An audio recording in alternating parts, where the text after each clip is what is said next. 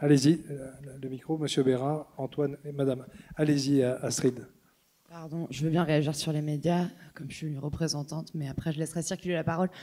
Je suis entièrement d'accord. Nous, on n'a pas, c'est ce que je disais en préambule, on n'a pas vraiment accès en fait aux villes moyennes et il faut absolument qu'on l'ait. J'entendais tout à l'heure, vous disiez, il y a une fédération nationale des villes françaises, quelque chose comme ça. Villes moyennes. Est-ce que c'est une association d'élus? Oui. Ok. Oui. Parce que nous, par exemple, en tant que journaliste, on a énormément de contacts avec les associations d'élus.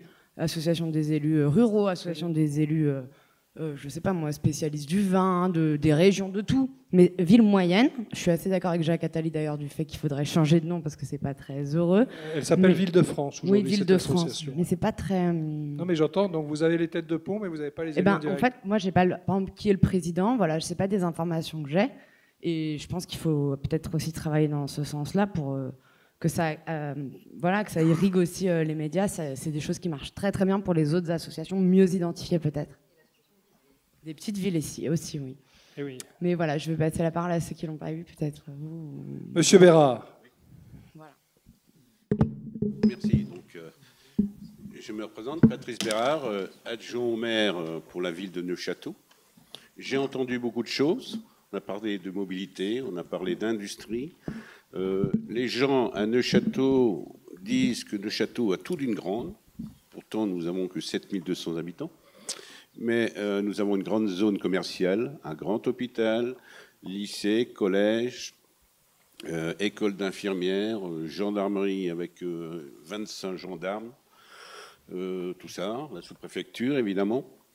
Mais il y a un sentiment qui nous inquiète, c'est-à-dire d'impunité.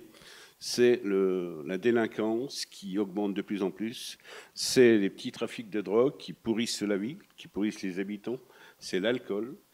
Et l'année dernière, pour la première fois, il y avait des gens qui faisaient la manche dans le centre-ville de Neufchâteau, couchés par terre avec le chien, et puis ça durait, ça durait. On n'a jamais vu ça dans notre ville. Alors évidemment, les services sociaux sont intervenus. Il a fallu aussi essayer de loger cette personne. Ça a été fait, mais il faut attendre 6 mois. Et donc les gens sont inquiets, ils nous montrent du doigt. Qu'est-ce que vous faites? Vous faites rien? Bah si, la gendarmerie et la police municipale font leur travail.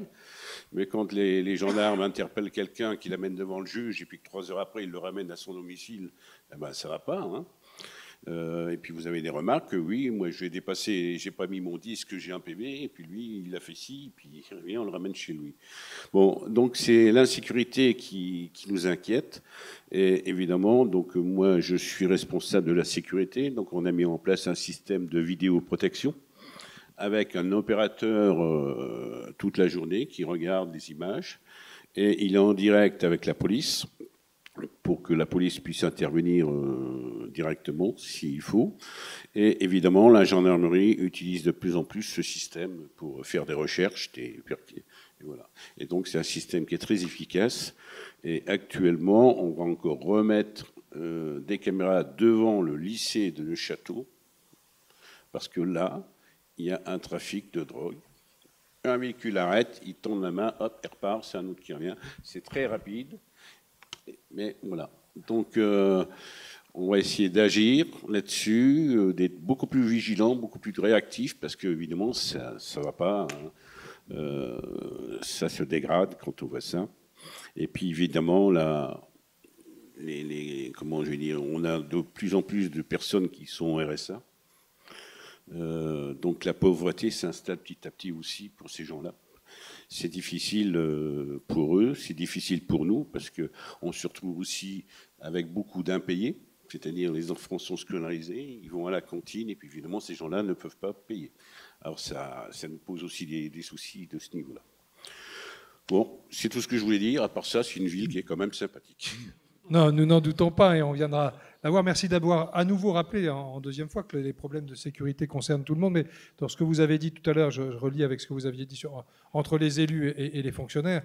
Vous venez de redire, parce que l'exemple était rapide, mais que seule la discussion aussi avec les fonctionnaires d'État, donc la police et la gendarmerie, permettent de travailler. Il faut se mettre, vous l'avez dit très bien tout à l'heure, autour d'une table pour avancer. Antoine, parce qu'on ne t'a pas entendu depuis tout à l'heure.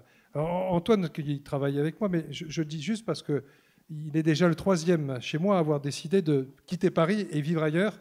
Et il est aussi génération, donc télétravail, j'en profite pour le dire, parce que c'est ce qui peut se passer. Alors, il n'a pas trouvé une ville moyenne, il est allé à Nantes, mais j'en ai d'autres qui sont allés... On parlera de la liaison Nantes-Châteaudun, d'ailleurs. Mais, oui, mais 5 heures si tu venais en train, je crois, et je 3 suis heures en en voiture. Il y a beaucoup d'articles, effectivement, qui... Nantes est à la mode en ce moment, pas pour de bonnes raisons, mais non, je voulais simplement revenir sur les sujets mobilité qu'on a évoqués tout à l'heure. On a parlé de désenclavement des villes moyennes, on a parlé effectivement d'enjeux liés aux zones à faible émission qui sont en train de se développer dans les grandes métropoles et le lien entre les gens qui peuvent venir de villes moyennes pour travailler dans ces grandes villes. Il y a le sujet des dessertes fines, et notamment la région Grand Est qui est en train de travailler là-dessus pour essayer de déléguer certaines lignes qui ne sont pas forcément rentables, que ce soit en concession ou en délégation de services publics, à des opérateurs qui pourraient reprendre ces lignes et faciliter le déplacement des habitants qui vont d'une ville à l'autre pour travailler et qui ont une obligation de se déplacer. Et donc ça faciliterait aussi le délestage de la voiture. Et le second sujet que je voulais aborder pour terminer rapidement et peut-être après avoir des questions, on a parlé tout à l'heure de l'agence pour laquelle on travaille comme public qui anime des clubs. Ces clubs, c'est quoi? C'est des think and do tank. Donc on réfléchit avec tes partenaires, on se met autour de la table pour essayer de porter des initiatives. Et on a notamment le pôle mobilité, et dans ce pôle, on anime 2 clubs, le club du dernier kilomètre de livraison et le club des véhicules écologiques. Et on porte depuis 1 an une initiative sur le véhicule hors d'usage. Qu'est-ce que c'est que le véhicule hors d'usage? C'est des véhicules qui sont envoyés à la casse, mais qui pourraient encore rouler. Entre 2017 et 2022, sur le dernier mandat d'Emmanuel Macron, avec la prime à la conversion, il y a 1,3 million de véhicules qui ont été envoyés à la casse. C'est-à-dire 1,3 million de véhicules qui pourraient continuer à rouler et qui pourraient être mis à disposition de foyers modestes et de foyers qui ne peuvent pas aller dans des grandes villes parce qu'ils n'ont pas la vignette qui leur permet d'accéder à cette zone à faible émission. Pourquoi est-ce qu'ils pourraient utiliser ces voitures? C'est que ces voitures pourraient être récupérées, rétrofitées, c'est-à-dire enlever le moteur thermique pour remettre un moteur électrique et donc avoir une nouvelle espérance de vie, répondre aux critères et aux enjeux pour se déplacer, ou mettre un kit bioéthanol, notamment avec des enjeux liés aux mares de raisin. Donc on pourrait notamment trouver des solutions comme ça, et c'est ce qu'on essaie de faire au travers de notre agence et des différents sujets qu'on peut porter, pousser des initiatives qui permettraient de donner des solutions à ceux qui ont besoin de se déplacer, ceux qui ont besoin d'aller travailler, et d'utiliser des choses qui existent encore, c'est-à-dire 1,3 million de véhicules sur les 5 dernières années qui pourraient être mis à la disposition de foyers modestes, par exemple avec un leasing qui correspondrait à un coût de 80 € par mois. Donc c'est aussi des sujets sur lesquels on peut essayer de réfléchir et essayer de faire porter des initiatives auprès des décideurs, auprès des parlementaires, pour continuer, notamment dans les petites villes, dans les villes moyennes, dans les villes d'avenir, aux uns et aux autres, de continuer à se déplacer, de continuer à aller travailler.